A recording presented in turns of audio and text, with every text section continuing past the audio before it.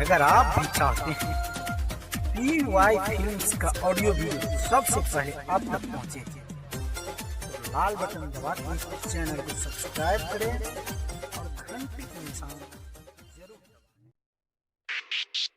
माँ Gayatri recording studio. अभी आप सुन रहे हैं कड़ियोत बाजार से PY फिल्म्स की शानदार प्रस्तुति। Mixed by DJ परवीन करनाउत बाजार। मुरली बजा के तू सताहा बैठा पन घट मिलन तू आहा बैठा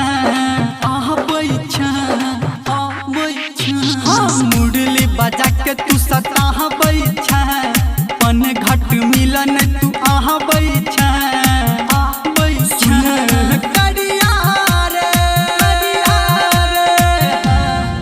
तोहर राधा सुन कटई छो अहुरिया रे तोहर राधा सुन कटई छो अहुरिया रे।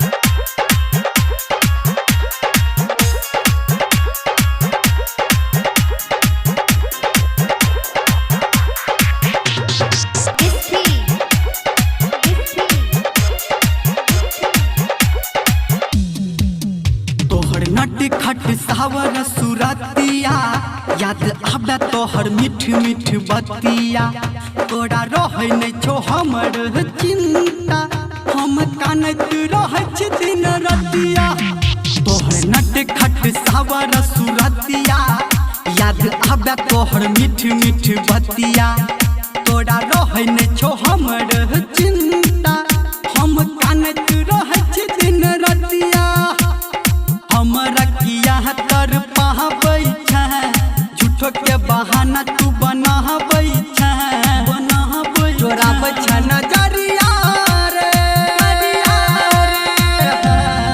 तोहर राधा सुन कटई छो अहुरिया रे तोहर राधा सुन कटई छो अहुरिया रे।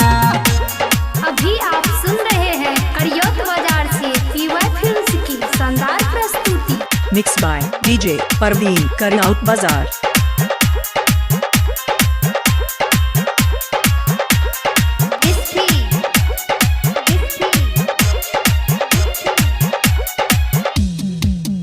ताना मारा सब सुन रे कन्हैया तू हरदम चरब छगैया तू मखन चोरा के खूब खाई छा तोहर जाने छौ यशोदा मैया ताना मारा सब सुन रे कन्हैया तू हरदम चरब छगैया तू मखन चोरा के खूब खाई छा तोहर जाने छौ यशोदा मैया ना हम तू अपन हंसा बैठा प्रीत में हमारा जरा बैठा चोरा बच्चा नजरिया रे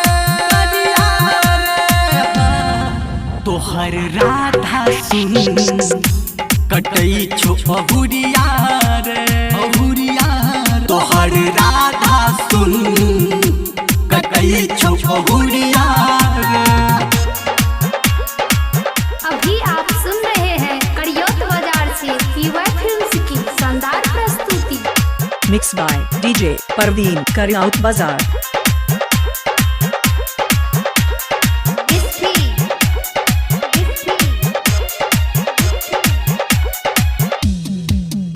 अब तरस देखा दे हमारा मन में लागल है असरा तू बुझबे न हमर जे पीरा बाज कहबै जाके ककरा अब तरस देखा दे हमारा मन में लागल है असरा तू बुझबे न हमर जे पीरा जाके कहबै हम अब ककरा सबके विपत्ति तू पूरा बैठा हमरा किया तू भूला बैठा